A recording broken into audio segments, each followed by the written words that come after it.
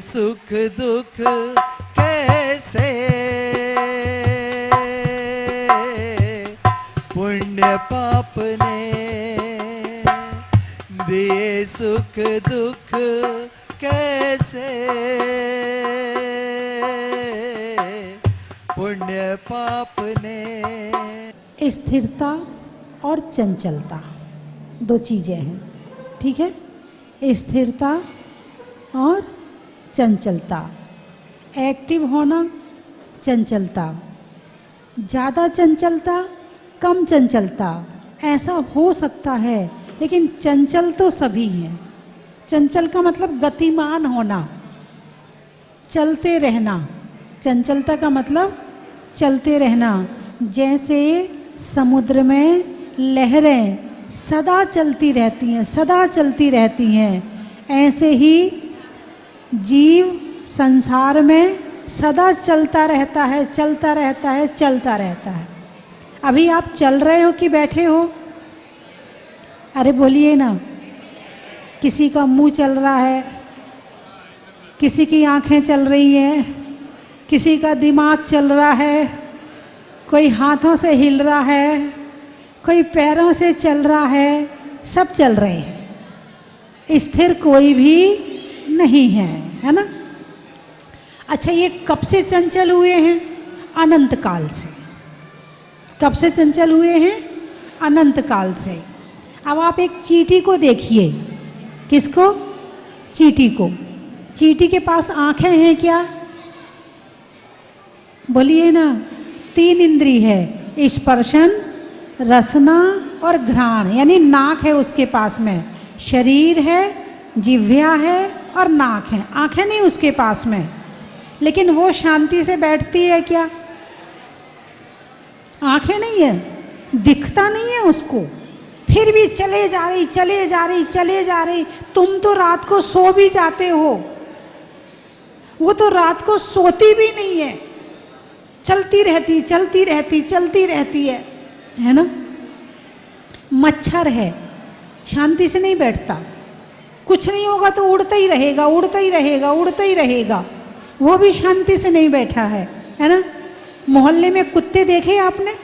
इस मोहल्ले से उस मोहल्ले में, उस मोहल्ले से उस मोहल्ले में, उस गली से उस गली में, उस गली से उस गली में घूमते ही रहते हैं। कब बैठते हैं?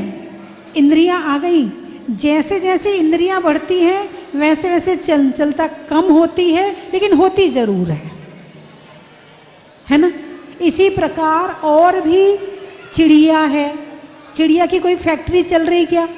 आप तो जहाजपुर आए हो, अथवा अपनी दुकान जाते हो, अथवा दुकान से मकान पे जाते हो, अथवा रिश्तेदारों के यहाँ जाते हो।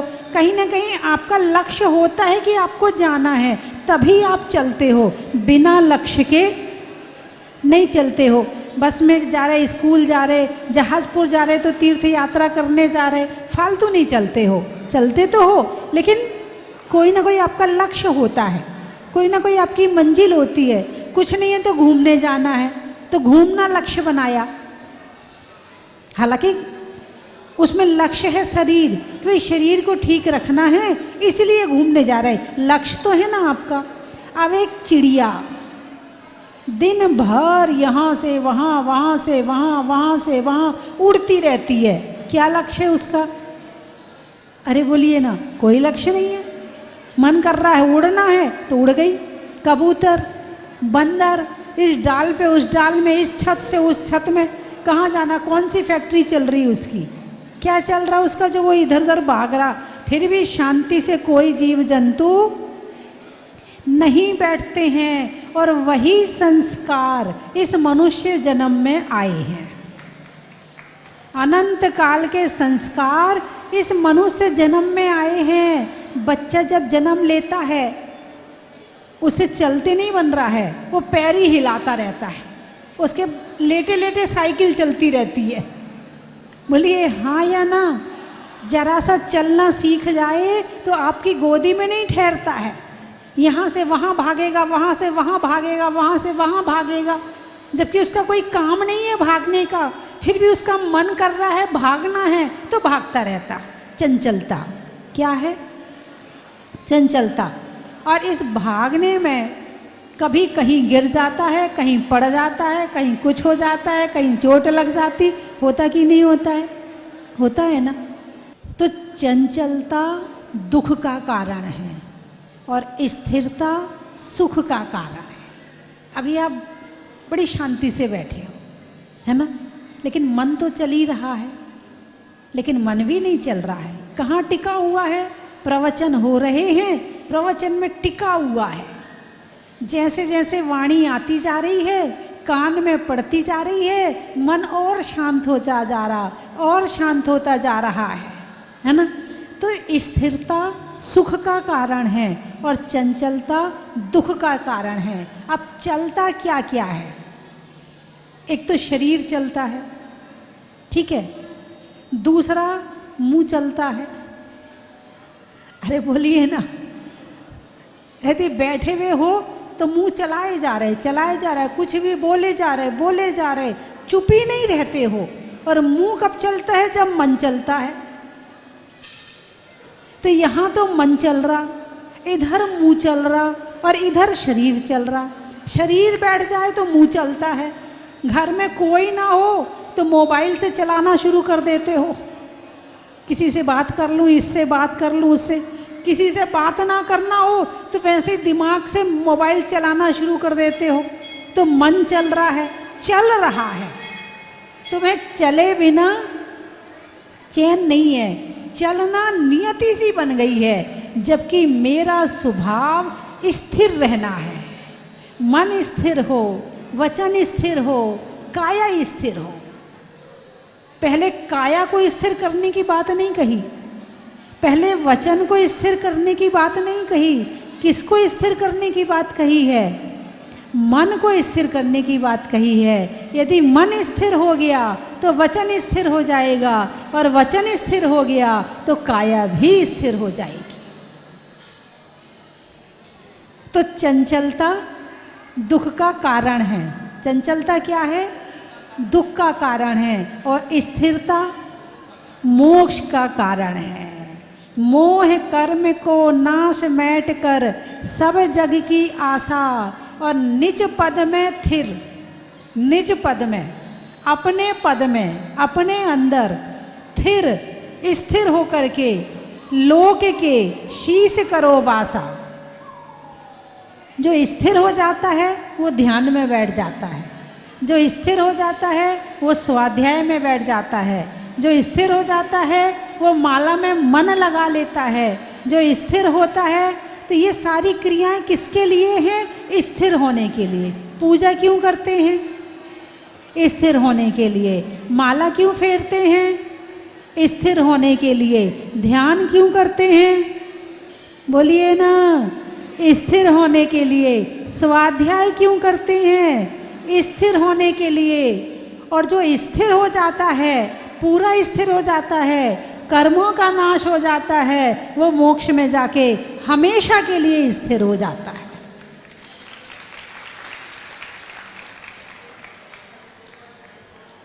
और बुढ़ापा आ जाए तो शरीर कम चलता है, दिमाग ज़्यादा चलता है।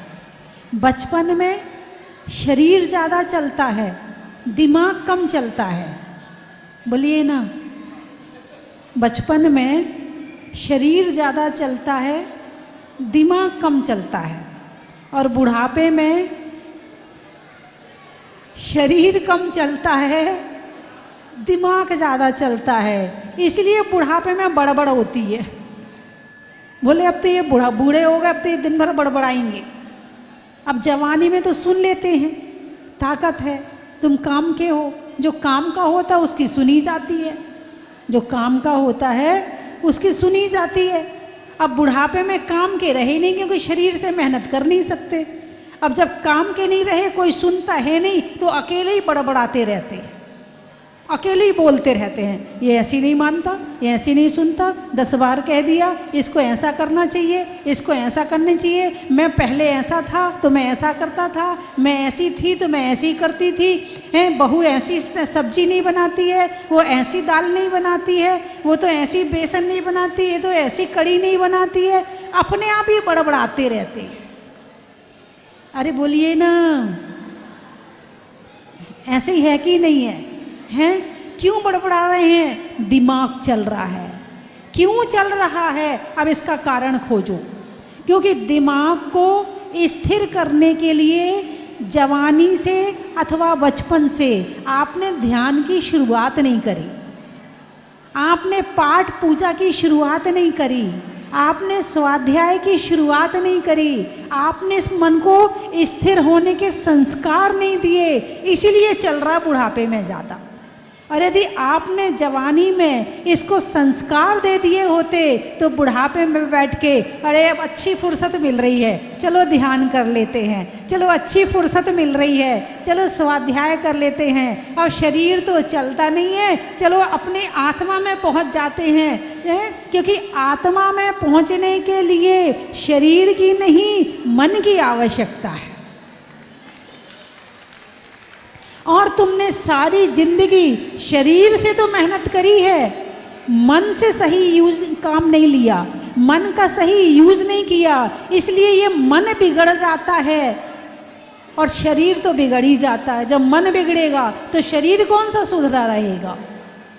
शरीर भी बिगड़ जाएगा। हैं? मन को संवारो तो पूरा जीवन संवर जाएगा। तो इसीलिए बचपन में, जवानी में इस मन को स्थिर करने के संस्कार डाल लेना। जिसका मन स्थिर होता है उसका बुढ़ापा अच्छे से कटता है, और जिसका मन स्थिर नहीं होता है उसका बुढ़ापा अच्छे से नहीं कटता है। अभी कहा जाए एक भजन सुनाइए, सब एक दूसरे का मुंह देखेंगे, तू सुना दे, तू सुना दे। नहीं मुझे तो आता ही नहीं है, नहीं मैंने तो कभी भजन गाया ही नहीं है। सब एक दूसरे का मुंह देखेंगे, बोलिए हाँ या ना। और अभी बातें करने बैठे तो फिर देखो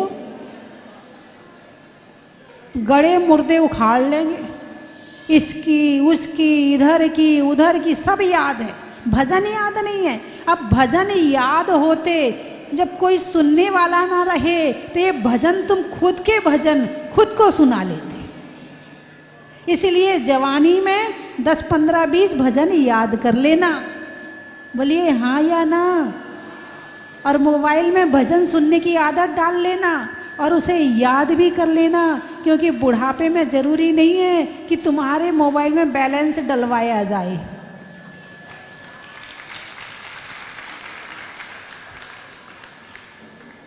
बैलेंस ख़त्म होने के बाद जब 10 बार कहोगे ना तब मुश्किल से डलेगा।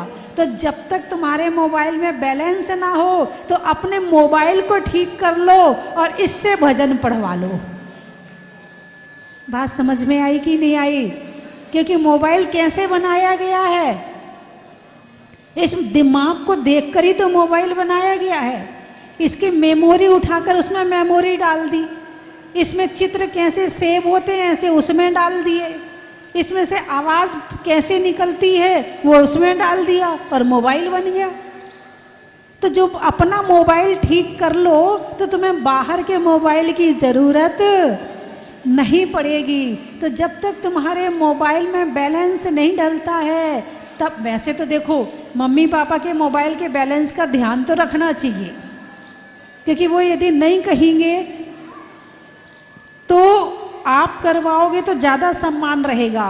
वो 10 बार कह रहे बेटा डलवा दे, बेटा डलवा दे, डलवाना तो है, इसलिए कहें उसके पहले सम्मान पूर्वक डलवा दो तो वो ज़्यादा अच्छा है। और बूढ़े बड़ों को भी चाहिए कि अपने मोबाइल में इधर उधर की चीज़ ना देख करके वो अपनी धर्म की चीज़ें देखें।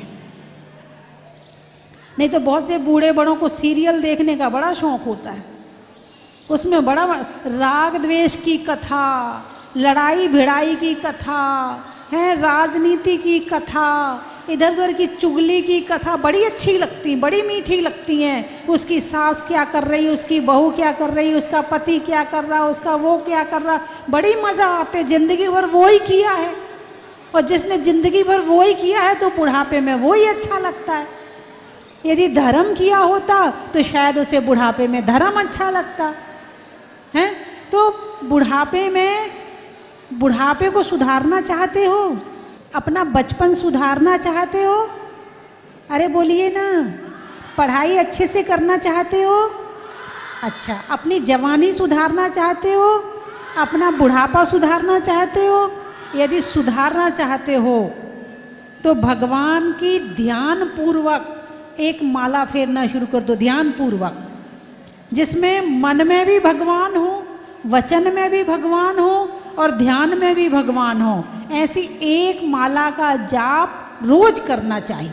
नमोकार मंत्र की, अरिहंत में अरिहंत की का ध्यान, सिद्ध में सिद्ध का, आचार उपाध्याय साधु में आचार उपाध्याय साधु का ध्यान हो। ऐसी एक जाप करो, पहली बात। दूसरी बात, उसके बाद में जब ध्यान हो जाए तो उसके बाद में 5 मिनट आंख बंद करके अपने दिन भर की चर्या का ध्यान करो। आज मैंने क्या सही किया, आज मैंने क्या गलत किया, थोड़ा सा वो ध्यान करो। फिर हम भगवान को फिर क्यों मानते हैं, भगवान के अंदर क्या क्वालिटी है, उनके गुणों का ध्यान करो। ऐसा यदि आप 10-15 मिनट भी रोज कर लेते हैं तो ये ऐसे हो जाएगा जैसे आपकी मोबाइल की बैटरी चार्ज होती है, ऐसे आपकी ये बैटरी चार्ज हो जाएगी और ये आपको आने वाले समय के लिए सावधान भी करेगी, आपका जीवन भी सुधारेगी, आपका बचपन भी सुधारेगी और बुढ़ापा और जवानी भी सुधार देगी।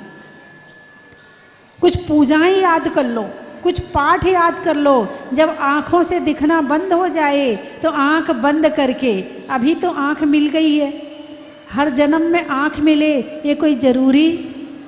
मैंने भी क्या कहा था, चींटी की आँख नहीं है फिर भी चली जाती, भागे जा रही। इस दुनिया में सब भाग रहे हैं, जिसकी आँख है वो भी भाग रहा है और जिसकी आँख नहीं है वो भी भाग रहा है। स्थिर कोई नहीं है और स्थिर जो होने की साधना करता है उसका नाम ही धर्म है।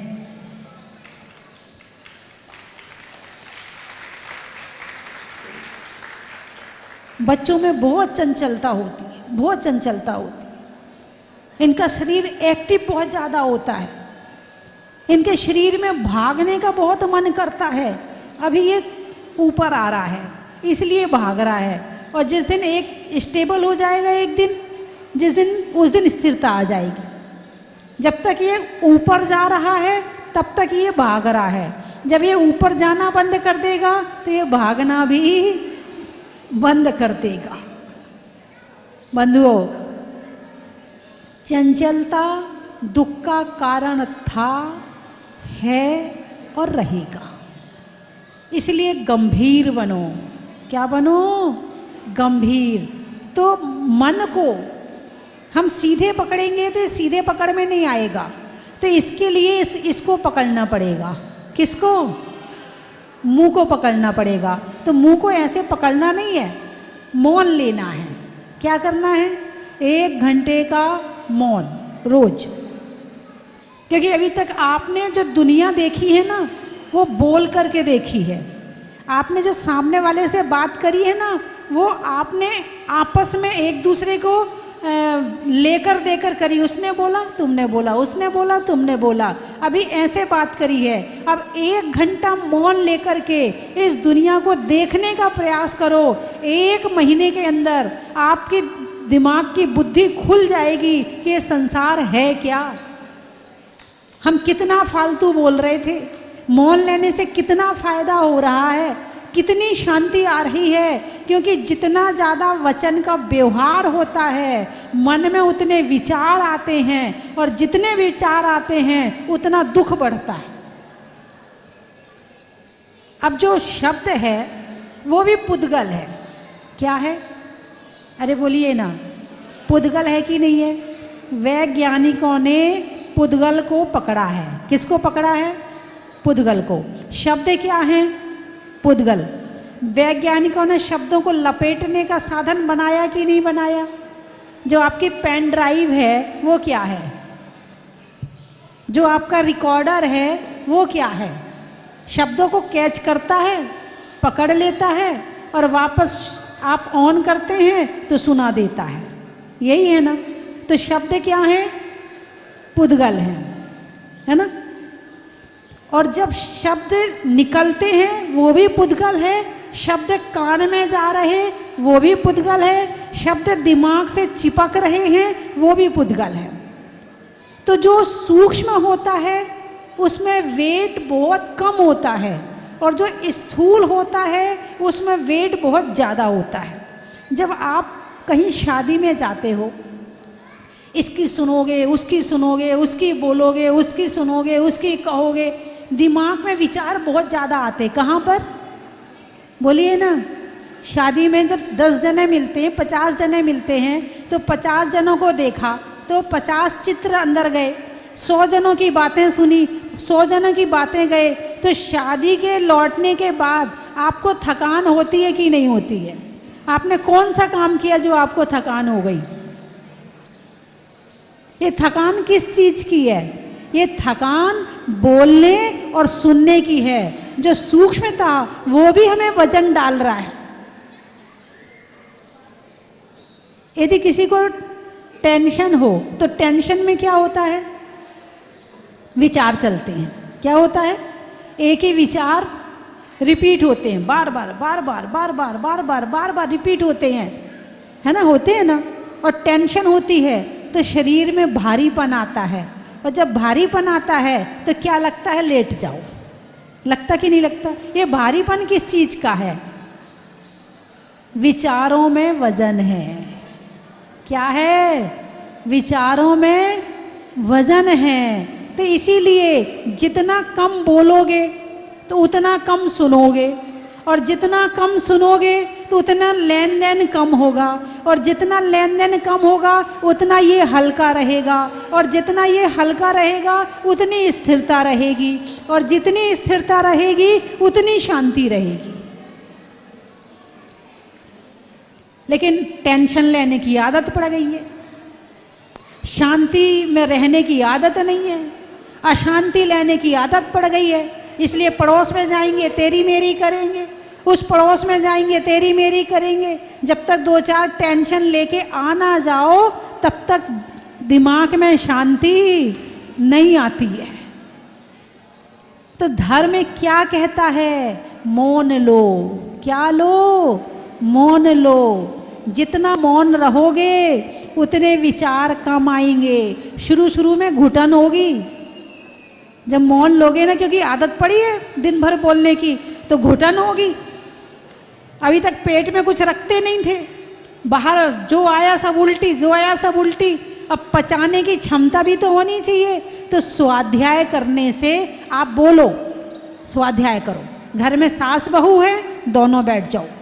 अम्मा जी मैं आपको स्वाध्याय सुना रही हूँ, आप सुनो। हैं? कई सास होंगी, मुझे नहीं सुनना है। कई सास कहेंगी अपनी बहू से, बेटा बैठ, चल मैं तुझे स्वाध्याय कराती हूँ। तो बहू कहेगी, अम्मा जी आप ही पढ़ लो, मुझे नहीं सुनना है। अब बेटा 5 मिनट बैठ जा, बस मेरे कहने से 5 मिनट बैठ जा, 5 मिनट सुन ले। उसे अच्छा लगेगा तो दूसरे दिन 10 मिनट बैठेगी, तीसरे दिन 15 मिनट बैठेगी, और ऐसे घर में एक माहौल अच्छा हो जाएगा। भले आपने मौन नहीं लिया, लेकिन आपने जो विचार वजनदार थे उनको छोड़कर विचारों को हल्का करने का साधन ले लिया। बेटा चल मेरी भावना पढ़ते हैं, बच्चों के साथ बैठो। ये नहीं कि बस फ्री हुए और अपना मोबाइल लेके बैठ गए। अब तू पढ़ ले अपना, तू पढ़, चल तेरी ट्यूशन है, तेरा होमवर्क मिला, अपना होमवर्क कर, और खुद मोबाइल लेके बैठ गए। बेटा कहेगा तुम मोबाइल चला रही हो तो हम क्या पढ़ाई करें? और आजकल वैसे ही बेटा पैदा होने बंद हो गए हैं। क्या बेटा पैदा होने, कौन पैदा हो रहे? बाप।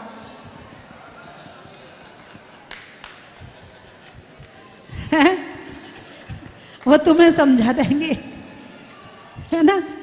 तो इसीलिए अब बच्चों को समझाना है तो पहले मोबाइल तुम क्या मैं भी पढ़ रही हूँ, तुम भी पढ़ो। वो देखेगा अच्छा मम्मी भी पढ़ रही है। अब दोनों बैठ गए तो तुम्हारे बच्चे की पढ़ाई हो जाएगी और तुम्हारा स्वाध्याय हो जाएगा। बोलिए ऐसा कर सकते हो कि नहीं कर सकते हो? कौन कौन कर सकता है? हाथ उठाकर बताओ कि अपने बच्चों को जब पढ़ने के लिए कहोगे तो उसके पहले तुम खुद को पढ़ने के लिए कहोगे, चल तू भी स्वाध्याय कर। अकेले बच्चों को नहीं कहोगे कि तू पढ़, खुद से भी कहना है बेटा तू भी पढ़ और मैं भी पढ़ती हूँ, चलो अपन दोनों पढ़ते हैं और तुम भी विद्यार्थी बन जाओ, तुम्हारा बेटा भी विद्यार्थी बन जाएगा तो तुम्हारा ज्ञान भी बढ़ेगा और बच्चे का ज्ञान भी बढ़ेगा। अरे बोलिए ना। तो मेरी बात अच्छी लगी तो कौन कौन ऐसा कर सकता है, हाथ उठाकर बताओ। बच्चों के साथ पढ़ने बैठना है। जो टीवी में देख रहे हैं वो भी हाथ उठा लें। बहुत बढ़िया। आपने हाथ नहीं उठाए, आपके घर में छोटे मोटे बच्चे हैं क्या? आपके चाचा के बच्चे, आपके ताऊ के बच्चे हैं क्या?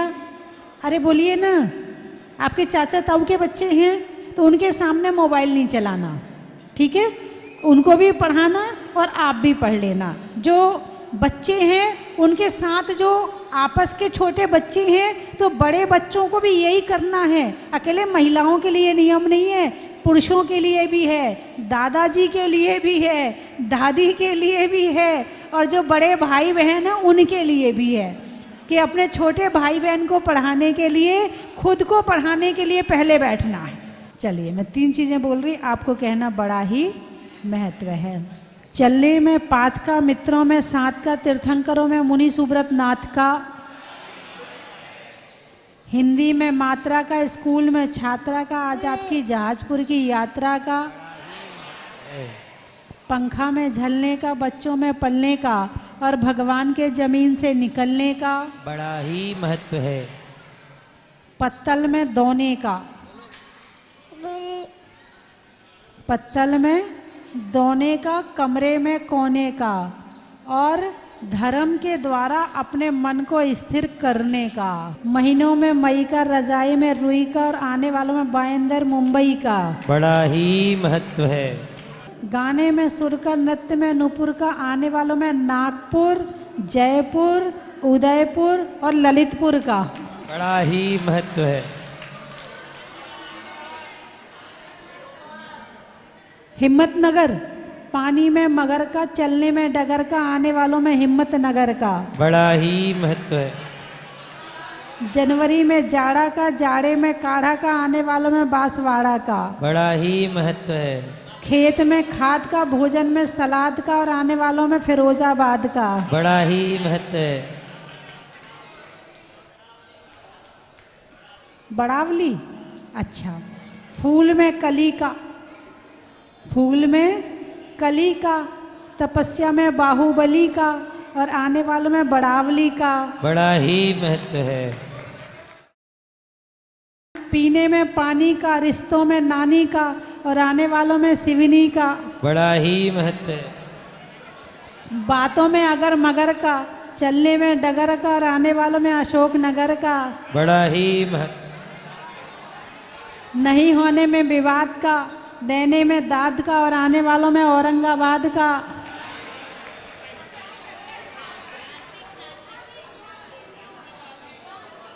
चूने की छुई का, वृक्षों में छुई मुई का और आने वालों में बसई का बड़ा ही महत्व है। घड़ी में टिक टिक का, नहीं होने में चिक चिक का और आने वालों में नासिक का बड़ा ही महत्व है। उज्जैन, चेहरे पर नैन का, बोलने में बैन का, आने वालों में उज्जैन का वृक्षों में बड़ का, बड़ की जड़ का, आने वालों में महाराष्ट्र कन्नड़ का बड़ा ही महत्व है। छोड़ने में जर्दा का, छोड़ने में गर्दा का, जर्दा का और घर में दादा का और आने वालों में वर्धा का बड़ा ही महत्व है। होने में मशहूर का, होने में मशहूर का, दिल्ली में दूर का और आने वालों में कचनेर अड़ूर का बड़ा ही महत्व है। पूना, पान में चूना का, गाड़ियों में लूना का और आने वालों में पूना का बड़ा ही महत्व। तलोद, होने में बोध का, बच्चों के लिए माँ की गोद का और आने वालों में तलौद का बड़ा ही महत्व है। छोड़ने में मोह का, वस्तुओं की टोह का और आने वालों में दमोह का। बड़ा ही महत्व है। अहमदाबाद, अच्छा। नहीं होने में विवाद का, भोजन में सलाद का और आने वालों में अहमदाबाद का। बड़ा ही महत्व आम है। की बौर का, खाने में कौर का, आने वालों में इंदौर का। महिलाओं में कड़ा का, भोजन में बड़ा का, आने वालों में धारू हेड़ा का। बड़ा ट्रेन ही में महत्व टीटी है। का, घर में बेटी का, आने वालों में गुवाहाटी का। बड़ा ही महत्व है। खिड़की में जाली का, कान में बाली का और आने वालों में बोरी बली का। बड़ा ही महत्व है। वृक्षों में बड़ का, नहीं करने में बड़बड़ का और आने वालों में किशनगढ़ का। एटा, माँ के बेटा का, माँ के बेटा का, गांव में खेटा का और आने वालों में एटा का। नवा, गर्मी में हवा का, बीमार में दवा का और आने वालों में नवा का। नहीं करने में, धर्म करने में, नहीं करने में मना का, अनाज में चना का और आने वालों में बानिशना का। घर में दादा का, करने में वादा का, आने वालों में बड़ौदा का। लिखने में खत का, मकान की छत का और आने वालों में भारत का। बोलिए 24 भगवान की। पहले भी मैं 2 बार आ चुका हूँ और बहुत आनंद आया अभिषेक करके। सभी लोगों से यही निवेदन है कि हमेशा आते रहें और दर्शन करें। और अच्छा है, बहुत ही अच्छा स्थान है। और मैं कुंडलपुर बड़े बाबा भी जाता हूँ साल में एक बार, और यहाँ भी निश्चित रूप से अब साल में एक बार आऊँगा। मुझे बहुत अच्छा लगा। कितना सोना तूने तीरथ बनाया हो, कितना प्यारा तूने तीरथ सजाया। जी कर वंदती रहूं, तू है त्यागी, तू वितरागी, तू है अंतर्यामी। तू है त्यागी, तू वितरागी, तू है अंतर्यामी। सबसे प्यारा जहाजपुर में मेरा मुनि सूरत स्वामी। कितना सोना तूने तीरथ बनाया, जी कर वंदती रहूं। पिच कमंडल गाले गुरुवर, छोड़ दिया घर बार। एक तू ही धनवान है माता, बाकी सब कंगाल। ओ एक तू ही धनवान है गुरुवर, बाकी सब कंगाल।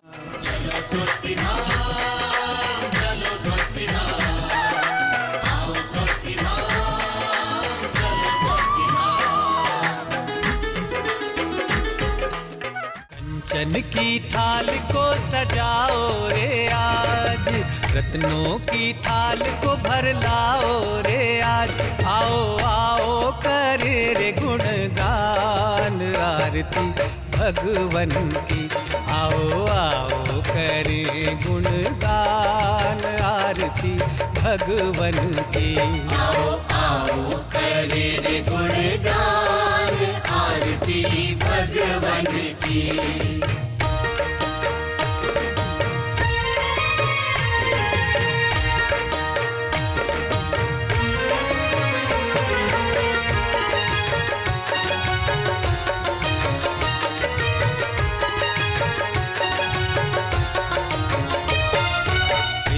सुमित्र के राज दुलारे, माँ पद्मा जी के नैनों के तारे।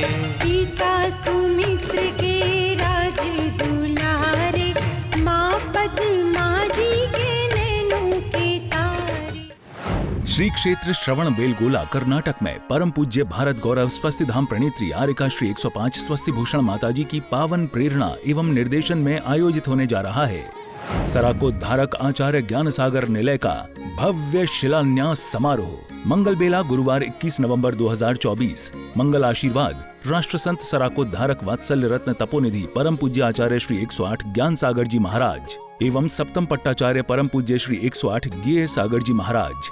जगत गुरु कर्मयोगी स्वस्ति श्री चारु कीर्ति पंडिताचार्य वर्य भट्टारक पट्टाचार्य वर्य महास्वामी जी। पावन निर्देशन परम पूज्य जगत गुरु स्वस्ति श्री चारु कीर्ति पंडिताचार्य वर्य भट्टारक पट्टाचार्य वर्य महास्वामी जी। आप सभी इस कार्यक्रम में सपरिवार पधार कर पुण्यार्जन अवश्य करें। आयोजक श्रवण बेलगोला क्षेत्र, श्रवण बेलगोला जैन मठ, इंस्टीट्यूशन मैनेजिंग कमेटी ट्रस्ट। निवेदक समस्त ज्ञान सागर जी भक्त परिवार। अन्य अधिक जानकारी हेतु संपर्क सूत्र 9312246951, 9810436037, 9844013463, 9499206319।